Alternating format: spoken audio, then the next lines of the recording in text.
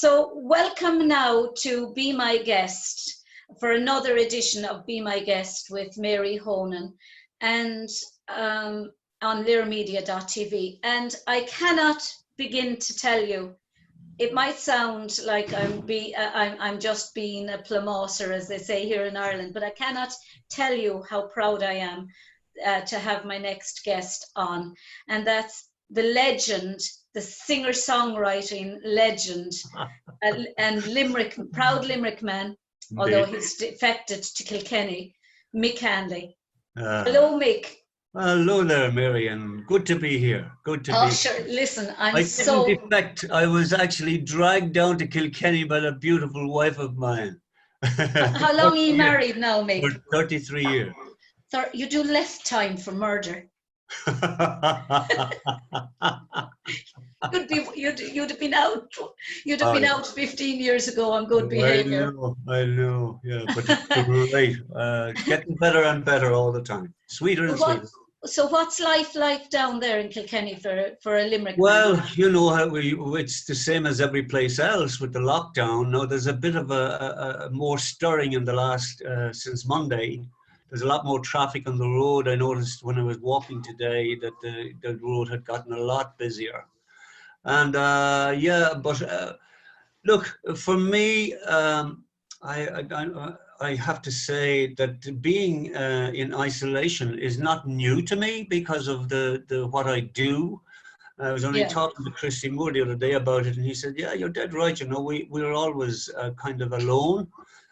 Doing what we do, and so it wasn't a big change for me, to be honest with you, Mary. I don't. But everyone else, I could say, I felt there was a bit of a pressure cooker thing coming on there, and people needed to get out and get fresh air and stuff like that. So it's been a shocking thing for musicians. It's a terrible thing, simply because there's no live work, there's no, we'll say. So royalties aren't coming in from live performances of any of our songs. So it's been like, I mean, the bottom is falling out of it, you know, completely. And I don't know when it's going to return. I was talking earlier on another interview about that fact. What do you think is the, I suppose, the role of companies like YouTube in preventing royalties from actually filtering to artists like yourself? Because we can't play, we have IMRO licensing and that for the artist's music.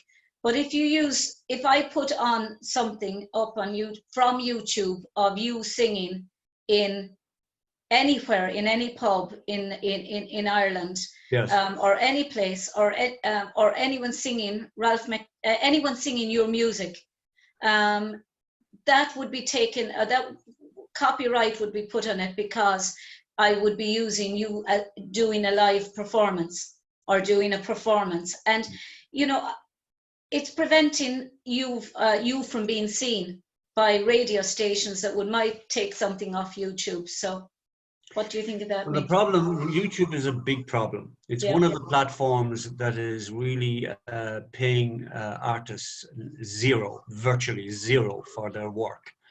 And there's other platforms like Spotify, Facebook, and places like that who are paying a minimal amount, to be quite honest with you. So we have a big battle on our hands. All of the royalty societies around Europe now and in America are hoping that we can, like there was what was called the European Directive was passed last year. And hopefully on the back of that, we can actually go forward and try and get some more money for creators, because to be quite blunt about it, they're getting zilch for their work. Yeah. Now it's all right for the big guys who can go out and fill Croke Park and get return for their work like that. But in general, the bottom has fallen out of that, because there's no record, there's no point in making records anymore, there's no place to sell them. The companies are still taking as much money as they ever did, even though they don't have to produce product. So there's a big injustice happening to songwriters, and I don't want to be too angry about it, but that has really what's happened. There's a lot of anger from what I'm hearing back Yes, and what we're hearing back. There's well, a it's lot of unjust. anger. It's very unjust, and it's very hard for a person to like depend on it. Like it was risky enough as a profession before this, but now, Lord Almighty, like the returns from any of these platforms, which are playing your songs like millions of times and paying you €100. Well, can I just ask, maybe I'm being simplistic in this, but the way I see it would be that, just say, for instance, you were to send, we do a lot of the shows, we're hoping to be on FM, but we do a lot of our shows, the on-camera stuff will be on the internet. Now, for people like us, if a person like you, an artist like you, were to send in MP4s to people like us, and we had permission, and we had a company that we could go to and say, well, we have paid a license fee for Mick Hanley's, all of Mick Hanley's work, whether it's his live shows, whether it's his music in pubs, or whether it's his music that's sung by somebody else, that's recorded. In the case of Past the Point of Rescue, that is still one of the most recorded songs ever, you know, that you wrote. We should be able to go to a company and they should say, well, she has they give us the rights to that, to play it, and then you're given X amount of money for that, and you're cutting out, if you like, the likes of YouTube and Spotify or people like that, because the money is going to the artist rather than to yeah. That's Mary. That's actually what happens right now. You know, that's what's happening. Is IMRO collects on my behalf. Yeah. If RTE play my song, it's logged and it's. But IMRO doesn't use There's nobody will actually pay you if we play you actually physically singing in a concert or an MP4. If we play an MP4, you've got to put a blank image of Mick Hanley up on the screen, and we can play your music because IMRO has it licensed, and we have it licensed by IMRO. But we haven't your image licensed, or we haven't your performance licensed. Okay. Because IMRO doesn't license that. It's getting more and more complex, to be honest with you. I don't really know the answers to it, but there's a big battle ahead for songwriters and performers indeed, because YouTube is they have very deep pockets, and they can argue they've been arguing since the inception of these platforms, as it were. And people have tried to bring them to court in America and have lost. Well, it'll have to be, look, all of the countries and the performing rights organizations within those countries will have to coalesce to fight this battle. Absolutely. There's no other way of going about it, because the streaming which is happening now is really taking the songwriter's livelihood away. And I mean, it's, you know, people like us who want to do everything right and do everything, and for the artist to be the one that benefits by us playing their music, are being stifled because you can't, because even, as I say, if Mick Hanley sends us in music, you'll still get this, but yet you don't know who to turn to actually, well, for them not to put that stupid sign up. IMRO are the people to go to in Ireland. Well, we are. I think the problem today, because of COVID, there's been a huge disruption to the industry. There's nobody at the office at the moment because of, you know, they can't turn up for work. They're all working from home, and it's not as efficient, if you like, as they're doing their best. And they only had the AGM yesterday, and God knows they've done an incredible work in the light They're of amazing. what's happened, you know.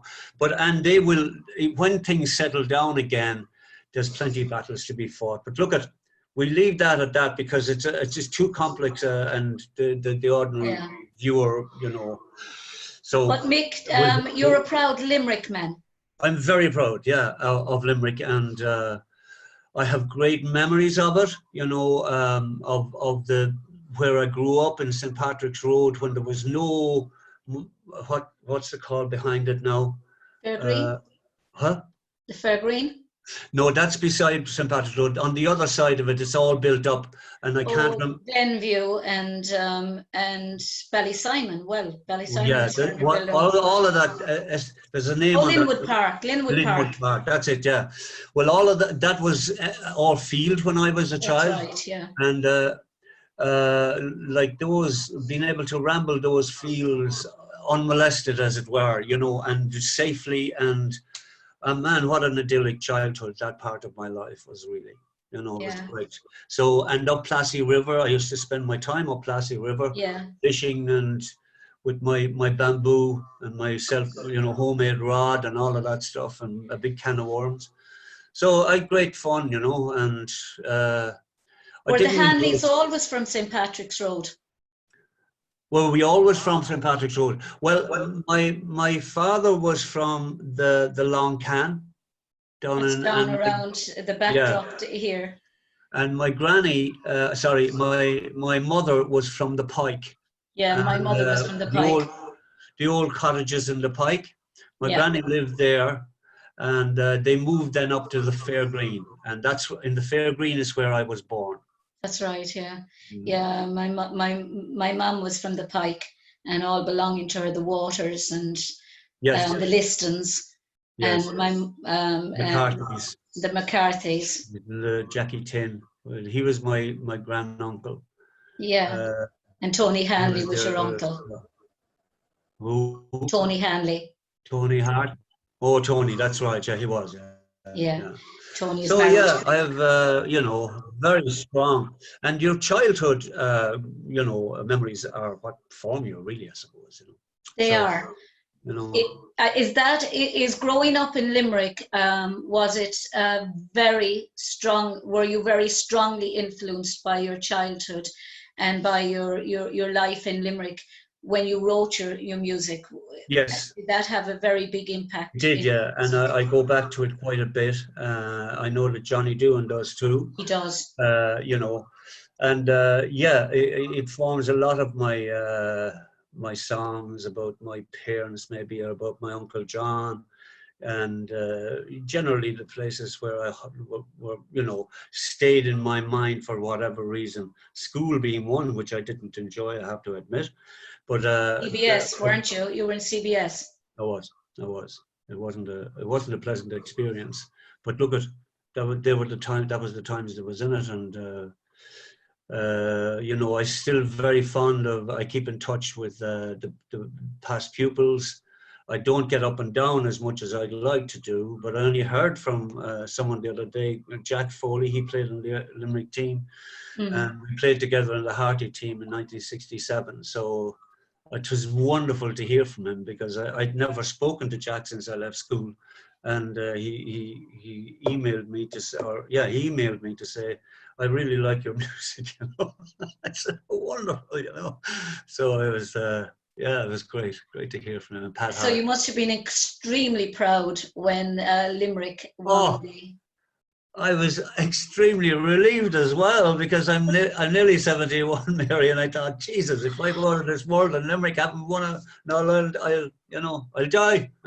And you down in the heart of Kilkenny. Oh yes, they're very greedy down there, aren't they? Oh, they can't win enough. They can't win enough. My best friend's husband is from Kilkenny, with Kilmacow, and they think they'll never win enough. No. They cultivate this. There's a feeling of entitlement. Yeah. Certainly a feeling of entitlement about the Leinster Championship, and they're dismissive of other teams. You know, they set, man, now with good reason, they did set the bar for quite a long time. They did set it very high. Oh man, they were great. You know, you can't keep that up forever. I mean, they pretty much have for many years been dominant.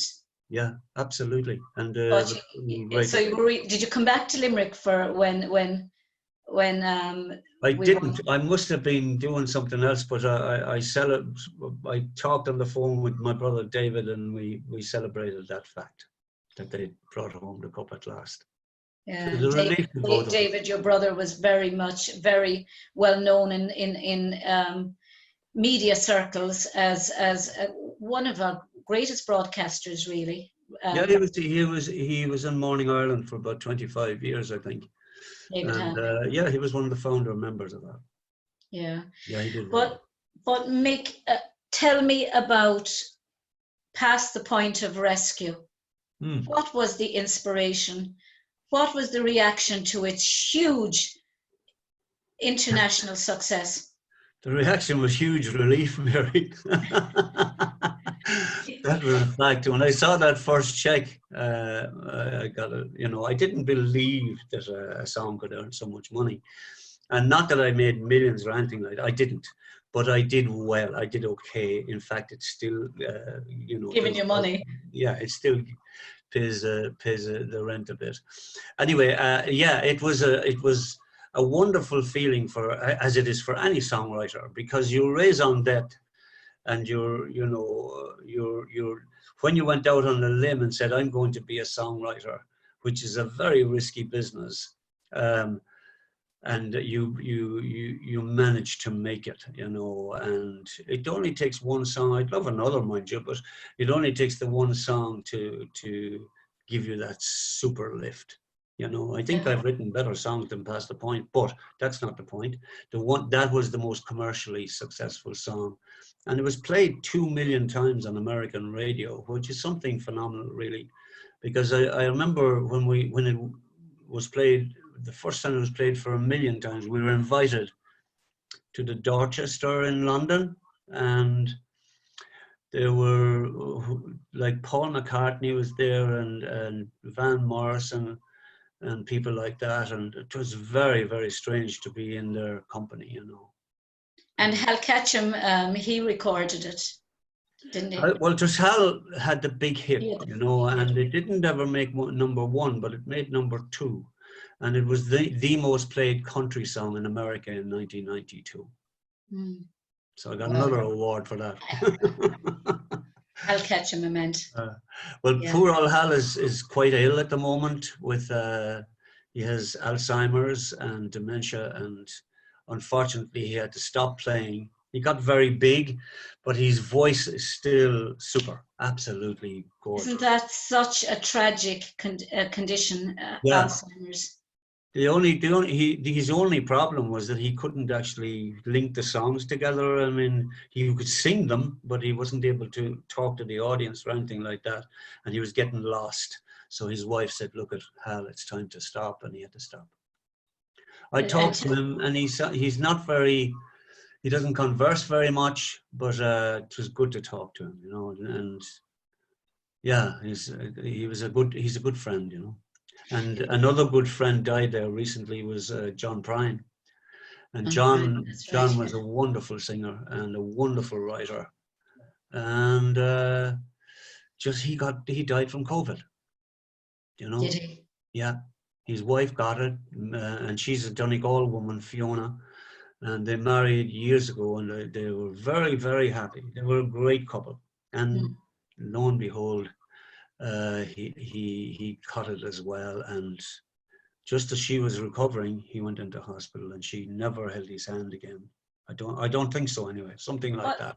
Do you think, wasn't it awful cruel, in a sense, the way when people die? You know, we are a society that kind of, funerals are places where most people gather, and here in Ireland, and they want to be, in England, funerals are so small because they're usually invited. No, it's a very natural thing for people who can't mourn their dead and can't be with them when they die. Well, I think it's very important. The whole waking thing in Ireland, I think, is a great idea, because you get to live with the dead person, as it were, for a certain period of time and absorb the fact that they're gone. And, you know, and your neighbors are there in solidarity with you, and you get a chance to say goodbye to this person. But not being able to do it, or doing it at a distance, is kind of meaningless almost. As they've had people who've lost people through COVID have had to do, it's not been nice. It's terrible sad because I mean, yeah, I just can't understand. I can't imagine what it must be like to have somebody that ill, that gravely ill, and not be able to sit by their bed as they. Yeah. And as a singer-songwriter, I mean, you obviously have the words to articulate how bad that must be, Well, I haven't even tried to articulate it yet, to be honest with you, because I think it's such we've enough to deal with, as it were, So yeah. Being in lockdown, has that helped somebody like you, who's a creative person, have your creative juices started to flow? Has it? No. To be honest with you, what I've done for lockdown is I went back to singing lessons, and I started to do lessons in singing again. I did them years and years ago, but I never really put into practice. So that's what I've been doing since I'm in lockdown, and had a good, crack at the garden this year. We did an awful lot of garden work, and I loved getting out and getting fit and all of that stuff. So I didn't actually attempt. I wasn't in the place to be creative, to be honest. Yeah, is it funny? It's like a writer. It's like being a writer when you have that writer's block. Do you suffer from it much, or did you ever? I don't think so. No, I actually just before COVID, right? I had worked on the songs for a show, and we're going to do it in 2021. It's about the life of Ernest Shackleton. Yeah. I'd written the songs for the show, and we were just about to go into rehearsals, and so that was my work up to then. I had done about half a dozen songs, and yeah, I think it'll be a lovely show when we get it on the road. I'm doing it with a man called oh God, my head. John McKenna. He was a producer in RT, and now he's a writer, and he's an actor. So there's a big group of us. The show will be a combination of song, music. There'll be a band. There's tunes, and a narrator and all of that stuff. So I'm really looking forward to that. I'll be actually singing the songs, I hope. So yeah, I was quite creative before the COVID struck, and once the show stopped, I said, do you know what? I'm going to do something different, and I went back to this girl, Liz Ryan, so in Dublin, and I'm doing it now I'm doing my lessons by Zoom. Isn't it? But don't you feel that in some respects COVID-19 and the lockdown has made people, I mean, I do all the editing for the show. I didn't know how to edit before. Well, I did on MP3s, but I didn't know how to edit on Zoom. And okay. I do all the editing. I learned how to do Zoom, and we were able to bring our station onto Zoom because we couldn't get to the station. Yeah, that's fantastic. Do you think that you've learned things, or that you've found things out about yourself, or you've been challenged in any way since? Well, certainly, I've discovering where to place the voice, which I didn't know before this. Now, I have an awful long way to go yet, but I have a range in my voice that's quite bigger than I thought, and that's been opened up. And all she has to do now, or all I have to do, I suppose, is strengthen it. Strengthen it, yeah. And once I get it's like strengthening, not falsetto, but just making sure the break that's in your voice when you get to those high notes, that moves into the next what register. we call next register smoothly. So that's kind of, I'm kind of there. I kind of know what's happening now, a bit more than I used to, which is a great learning process. And And I'm it's excited. also better for your, I suppose, longevity with your voice, because sometimes when you're untrained, it can be great, but a little bit of training helps you to use the right. Absolutely. I like, if you're not really able singing, you're going to be doing almost permanent singing from the right place, let's say. Yeah. You're going to be hurting your vocal cords a lot as you go along, and the older you get, the weaker that's going to make your voice, As a singer, Michael, and I suppose as an extraordinary, I mean, I'm not overestimating your talent. No, you're not. No. No, I know I'm not. As a songwriter, because your songs are stories. It's like, more than a songwriter, you're a storyteller. Yes. And I suppose Mick, Christy Moore would also be, and Johnny Doohan. Yeah. You all three of you come from that storytelling genre. I think Irish songwriters in general are really good storytellers, to be honest. Storytellers. Yeah. And I suppose, like, and Irish writers as well, Mary. Irish writers, we're great writers, Yeah, we're storytellers at heart, and that's right. And we love listening to stories. Yeah, and you come from a small little area in Limerick where everyone really knows each other. It's really just a large village, Limerick, and so does Johnny Doohan. And I'm just wondering how much that, what it was that influenced you the most in your writing, and what singer-songwriters influenced you the most, and did they have a similarity in background to you, I suppose, in storytelling? Well, I tend to go for when I started out, I was like anybody else. I was playing the Beatles songs and all of those, and I loved the new music that I was beginning to learn on the guitar. The guitar is my only instrument, by the way. And I would love to have had a musical training as well on the piano or something like that, but it just never happened. I would have loved to take in music in school, for example, but that wasn't possible in the CBS school. It wasn't taught, for example, and I was put hurling anyway, one way or the other. That was because I was probably big. Anyway, when I started out, I thought songwriting was a mysterious thing, completely. Where do you even start? And then the Beatles came along, and I realized these are a bit like myself, they're not from, they're not over in Tin Pan Alley. They're actually writing at home or whatever, and coming up with these songs. So that encouraged me to actually feel that I could tackle it, but I didn't feel confident, I had no confidence about it, and it was mysterious to me.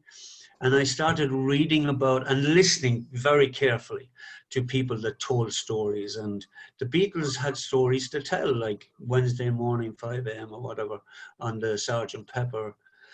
When they got away from the pop thing and started to tell stories, I loved those songs, and I thought, Eleanor Rigby, great story songs about the fireman coming in and all of that stuff. And then I kind of took up on Paul Simon, James Taylor, Randy Newman. Is superb. Absolutely phenomenal. I saw him last year, and it was just wonderful. But and Joni Mitchell. Wonderful writer. God, so good at everything, to be honest with you. So those are the people that really influenced me. There weren't creative writers at home at all when I was growing up. We hadn't any writers as such. And then like I'd say the breaking through there was we broke through with folk music. Yeah. And but when I went on the road, I toured the continent for years with Andy Irvine from Yeah. Planksty after the Planksty thing, and I began to feel that my music wasn't relating to what I was doing, which was going from town to town, and I was singing about as I roved out in one May morning, kind of thing. It didn't seem to connect for me. So I began to think I'd love to be able to write songs that reflect my life. So the more I thought about it, the more I moved in that direction and tried to keep the bar as high as I could. I was influenced a lot by country music as well, which I thought was Yeah. very simple and very storyful, you know. Yeah. It is a narrative. It's a Yeah, narrative very style. simple stories with very uncomplicated music for very uncomplicated people, but very effective, you know. Yeah. So that's where I drew on all of those sources. So there was a big, and I wanted to be able to say, when the way Paul Simon would say, we're all off to America and all of that stuff. And he mentioned different towns like Nebraska or whatever it would be. And I was saying, God, I want to get Kilmallock into a song. And I want to get, Mellow or whatever it be. And it wasn't as easy. I was playing the wrong instrument for it. In folk music, you can do it. But playing the guitar and being like Paul Simon, it just didn't seem to fit right, you know. So I had to kind of devise my own language, as it were, for it, you know. Yeah. And but what can you remember what your very first song was and what inspired you to write that? I can't remember. Let's see. The first thing I ever wrote, I think, was I was trying to copy. Well, I wasn't. Draw I was inspiration. trying to copy something like there was.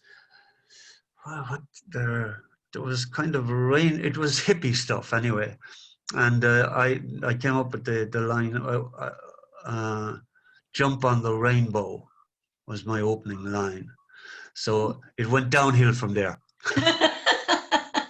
there was no rainbow in no, yeah. But it's only by this. Like, I mean, when you go back and I look at the work I did early on, which was really poor.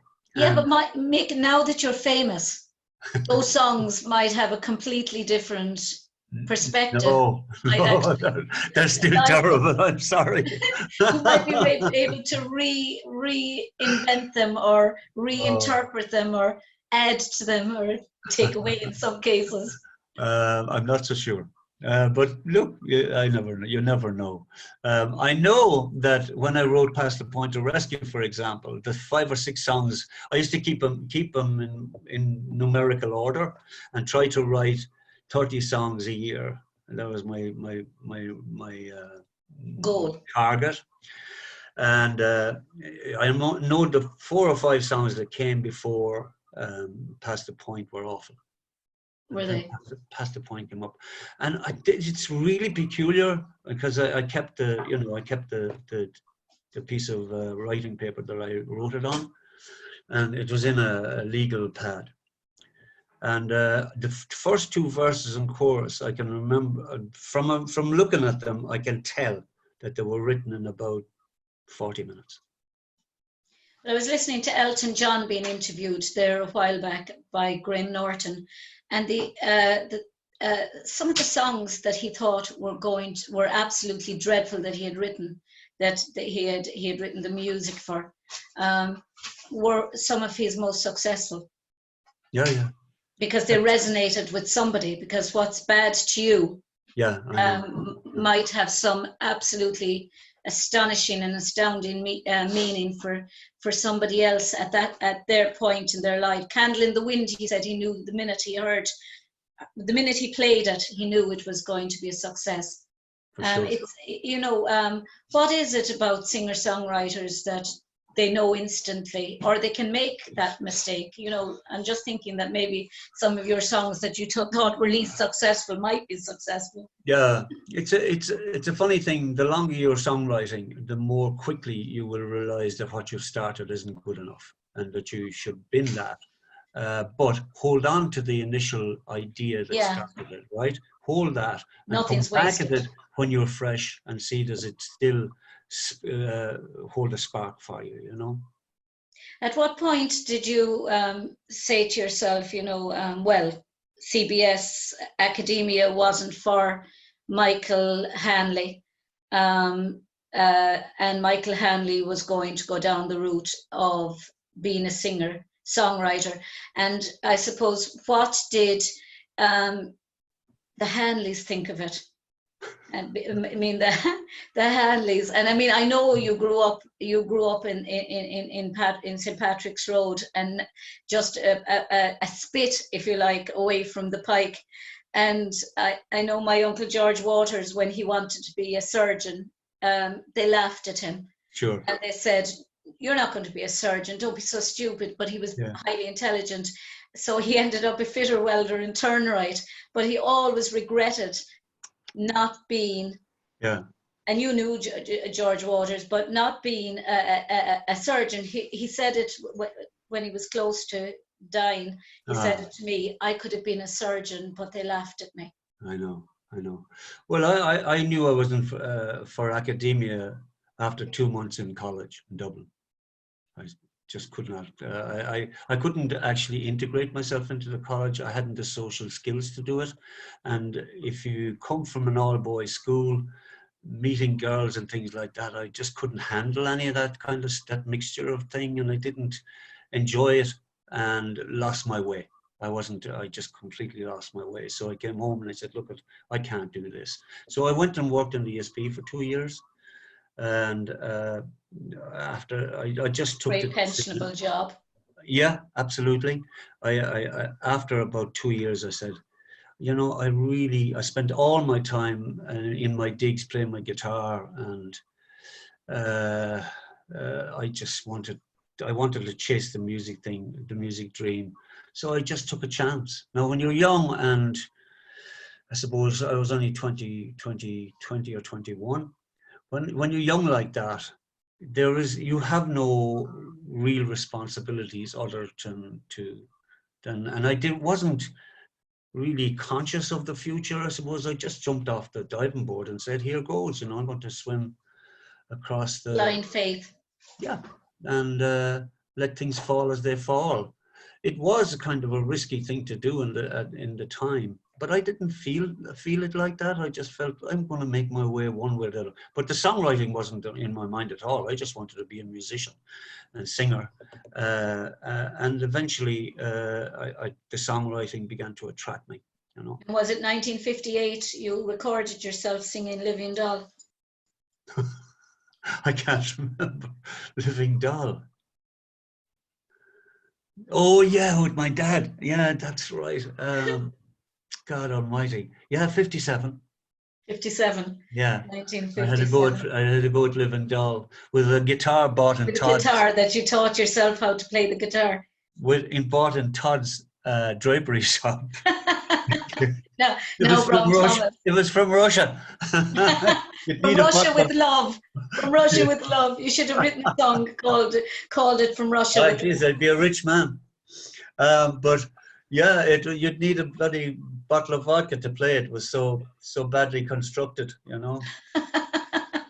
But that's what. Listen, do you want me to play a song? I'd love you to play a song. Can you sing Past the Point of Rescue for Una Walsh? I will. Do you want me to do that first? Do and dedicate it to Una. Una Walsh. All right. Over there in originally from Castle Bellingham, but now living in Dorset. Where's Castle Bellingham? Is that in Laois or what? Louth. Louth, is it? Louth. She could blow my nose. She herself is a singer-songwriter, and her partner is a Una Walsh. Can you hear that? Yeah, loud and clear.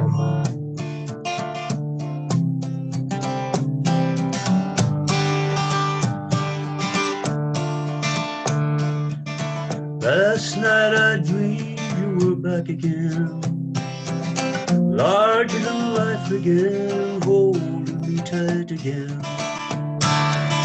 placing those same kisses on my brow, sweeter than ever now. Lord, I remember how couldn't get enough of kissing. Do you know how much you're missing? No, you don't, but I do.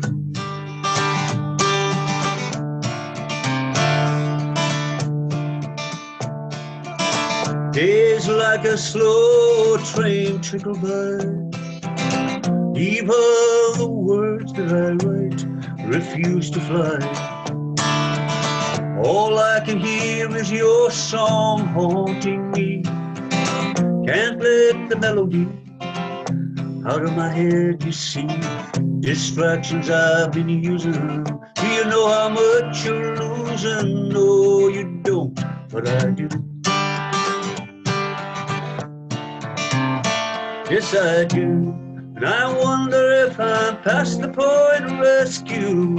Is no word from you at all the best that you can do? Never meant to push or shove you. Do you know how much I love you? No, you don't, but I do.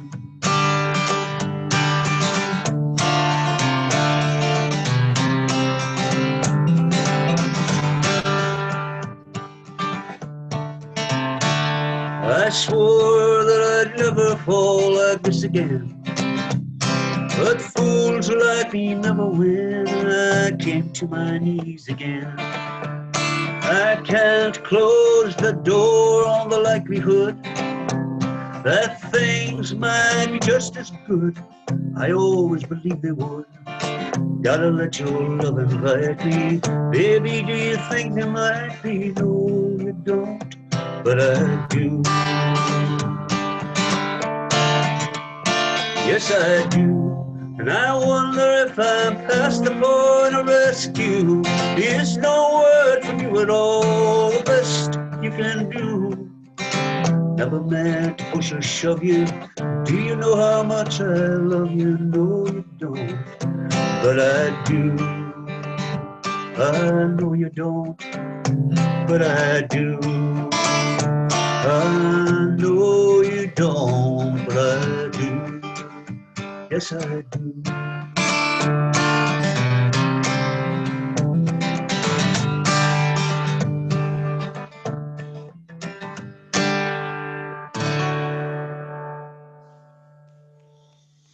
Full of us. That is just spectacular, Mick. That truly is spectacular. Una Walsh, you can die happy now, as you said. That she heard Mick Hanley singing. She said, "Oh, please, Una does a show with us here from Castlefelling." And well, we'll give her my best. Give her my best. I will indeed. Mick, where did the inspiration for that come from? It's a mixture of things, mostly about my first wife, I guess, Una. Where, I'm trying to, it's about a year after we separated, maybe 2 years. No, it's a while, a good more than that, sorry. A good while after we separated, and watching other people's relationships as well. So it's a mixture of truth and lies, as it were. Not lies, but other observations, I should say. Mm. And it just happened to click. I thought, to be honest with you, Mary, that it was far too sophisticated for the American country market. I didn't know didn't bet or dream for a minute that they would pick it up, but they did. And you're still living off it. I bless the day. At what point did you say to yourself, "God, this is a hit"? I was playing in a place called Bad Bob's in Dublin, and I had a band at the time called Rusty Old Halo, and we used to do a regular spot there, a residency. And a guy came up to me one night after we played this song. I think it was the first night we played it, and his name was O'Connor, and I can't remember his first name, but he was the brother of the producer, or the director. What was his name? He was a film director anyway. He made a really few good films. But it was his brother said to me, "Mick, that's going to be huge." So that was Isn't it amazing when there's that was the first time. I had no idea. The lads liked it. The band liked it as a song, and it was quite unusual as a song. But there you go. But Mary, Yeah. luck has a huge amount to play in the game. You know, having a bit of luck changes everything. I happened to be in the right place at the right At the time. right time. Yeah, I And had a is bit. it still one of your favorite songs, or what is your favorite song? Oh, I've written. I think most of the songs I've written on the Homeland album, the last album I recorded. I love those songs. I really do love them because I think they're getting nearer. I'm still, as I say, trying to find my voice and trying to Mhm. be, to marry all those things together. But I love the songs on the Homeland album. And Are they inspired by Limerick, or just oh hope? yeah, there's one Oh, big long song, and I won't play it on this. Oh, mind you, you have all the time you want, have you? But there's a song on it called Patrick's Hill, which is about a family that lived in the Fair Green who left for uh, where they left for. Well, they ended up in Boston, and they worked. They were living next to my granny, and they left in the early 1950s. And I remember the Limerick pipe band coming up to the Fair Green and playing them down the street. yeah. You see, St. Patrick's Road is just the avenue beside mine, where I live. I never moved really from the Pike. All right, okay. Well, I was born in England, but when I came home to Ireland, Mum crossed the road. The Pike houses were knocked. They moved across the road to St. Lawrence Park, and then you have the Fair Green next to it, and then St. Patrick's Road. So, Oh, as my mother would say, it's only a spit away from the Pike, wow. Fair, Fair Green and Yeah, Pike. Yeah, that's so amazing. I Yeah. live beside the O'Grady's monument. Oh, okay. All right. I know it Oh well. yeah, Know it so well. it's Merrick's pub was there as well. That was knocked. All of yeah. that square. Do you know I have a brilliant photograph from a Limerick man gave it to me of Molly Ryan's pub. Do you ever remember Molly Ryan's pub? No, but my mama always talked about Yeah. Molly Ryan's. All It of was them so, and I mean that's where their storytelling came from. They were always talking about Molly Ryan's and the Pike and the people that generations of It people was that. a little triangle across from the pike, and there was a kind of an open It's fair. where the grass is now, Yeah, I said yeah. Okay, beside well Stuffin's restaurant. there were all the houses. They were in a little triangle, and Yeah, there was two pubs in it. There was Merrick's pub at the Eric's. corner opposite the O'Grady Monument, and that was the top of the triangle. Then you went down, and there was Molly Ryan's, and then it went up at the back, and I think there was a stonecutter's yard just up That from was that. Keane Stonecutters. They were And relatives. he They was the were only guy they that were my played mother's pipes in it. relatives. Yeah. Well, he was the only guy that played the Elan pipes. He did. He won. He and his son. They were Bill and Andy Keane. He and his son won the All Ireland Championships. They were taught by Leo Rosum, the Yeah. Elan pipes, Is and that they right? they were also the stone masons who built O'Grady's monument to a relative of theirs again, who was O'Grady, a weightlifter, and they Mm. also built the Republican plot up in Mount St. Lawrence Cemetery. So they were very famous stone cutters and Uilleann pipe That's musicians. incredible. That's Yeah. incredible. I thought the O'Grady Monument, your man was a hammer thrower. Hammer thrower, Is that hammer right? thrower, Yeah, yeah, yeah, yeah. hammer thrower. But I was at Sean South's funeral in that graveyard. Yeah, so was yeah. Yeah, yeah. It's As a a child, fine graveyard. I was coming home from school and the whole town had shut down for the funeral of Sean South. And I was up there and they had the gun salute and all the rest of it. And just from that stuck in my mind, yeah. Yeah, it's something that probably would never go from your mind. Something as No, epic no, as no, that. it was hugely impressive. You Yeah, know, I think it was the Griffins were coming up with the black horses and they had the plumes on them and all that stuff. It was yeah, incredible. Amazing, amazing. The yeah, turnout, I think every place shot in Limerick for it. So yeah. there was huge Republican sympathies at the time, you know, it was the 50s. Yeah, but my mother remembers sending a bouquet of white roses to the funeral with lots of green laurel. My God. And she was very specific that she wanted white roses and green laurel because he used to come into my my grandmother's house every morning on his way to CBS with my Ned Waters, and they used to share a desk. and Right. he'd leave his hurley in our house, and my Uncle Jack used to call him Jack South, and then he'd collect the hurley on his way home at night.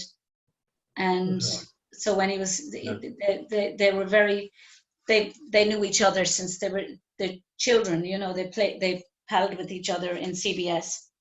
That's fantastic. And then when he died, you know, it was almost like somebody, a family member died, you know, you knew him. Yeah. Absolutely. But what was I going to say to you? Would you sing that song, Mick, for me? The Patrick's Hill? Yeah. Okay. No, I hadn't planned to sing it. So I hope I don't blow it, you know. Well, you sing what you want to sing. I had planned to sing a song about a man. It's a new song. I've never really performed it, but I was going to have a crack at it. It's a song that there was about a Limerick man called Shawnee Jackson. Okay. And he was he used to live in the mental home, you know, where just down from the graveyard there. Just behind the Pike houses. Yeah, exactly. And I had this.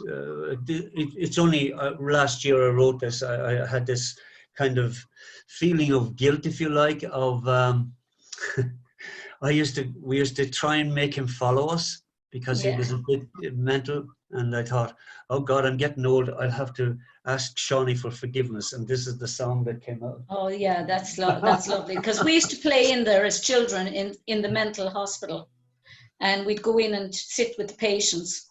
They'd always sit in the. Do you remember the little shed in the grounds of the mental hospital? I don't really. I was never inside. My uncle, my cousin John Dillon had a little shop. Yeah. And I remember him asking me one day. I was quite young, and I was going down for a message from my mother from St. Patrick's Road. He used to run a little book for us there, and we'd get loaves of bread and things like that. But I went down, and he said, and there's one of the patients, or some of the patients, used to throw stones on his galvanized roof when they wanted to buy something. So I went down. I was at the counter, and next thing there was a rock hit the galvanized roof. And John said to me, "Would you ever run up the ladder and see what that lad wants?" Right? So I'm a little young fella, and I'm going up the ladder, and next thing this guy comes over the wall and catches me. Oh Jesus! I nearly died. I want a box of matches, he says, and that was what he wanted, a box of matches. Misfortune. Oh man! And they all had these suits, you know, these rough-haired suits. Yeah. My grandmother had a little shop there, and they used to feed and break up cigarettes and hand them over the wall to the patients. Okay. Oh God. Okay, I'll try this. Now, I might, you know, I don't know. I hope I don't mess this up, if I say. You couldn't. It's not possible. Oh, it is, I can tell you.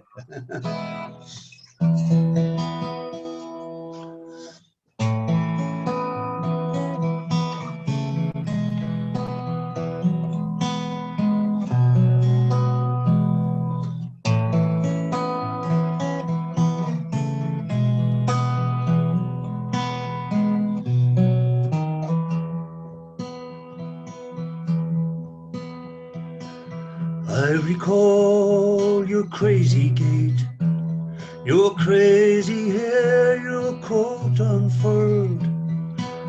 One step forward, two steps back, railing at your blasted world. In asking your forgiveness now, I'm haunted by the thought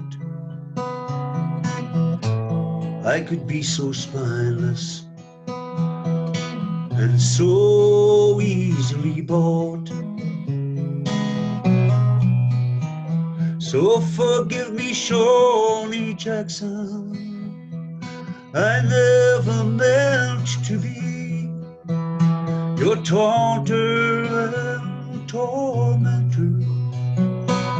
What put the hex on me to seek you out and find you on my way from school? Forgive me, Shawnee Jackson. I never meant to be that cruel.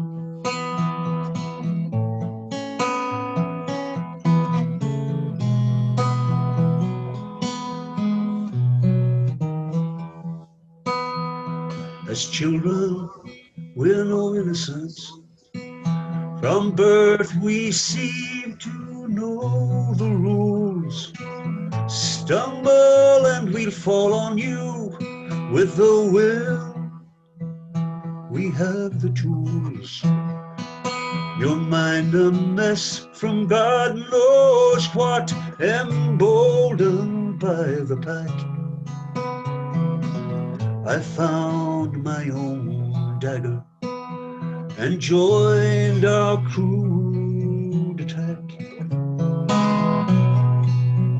So forgive me, Shawnee Jackson, I never meant to be your taunter and tormentor.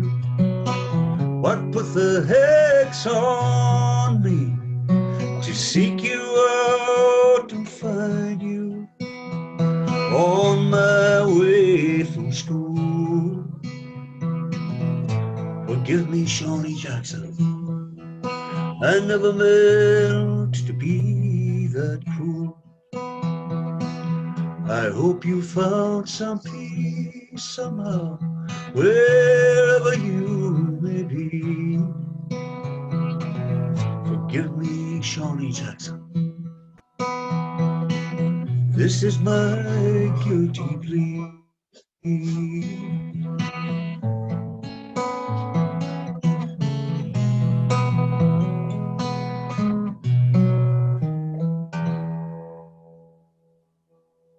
Oh, Mick, that is beautiful. You like it? No, it's so touching. I mean, we've all been there, Mick. We've all done things in our past that were innocent and childish, and you'd say, God, I shouldn't have done that. But we don't all have the wherewithal and and we're not all as articulate to actually express those feelings of regret. But I think that comes again from the storyteller. Yeah, I don't know. I like it as a song. I know it's kind of sad and all that stuff, but it's a kind of a truth, you know. So we'll see how it records. Well, you know what they say about the Irish: their wars were happy, but their songs were sad. That's true. And we do sad very well in this country. That's true. We do melancholy better than any other country in the world. Mick, thank you so very, very much for being part of Be My Guest. Oh, it is an absolute pleasure. Great to talk about, you know, Limerick and the environs and all of the adventures we had. You know, I never tire of it. And when you come to Limerick, we're in 18 Mallow Street.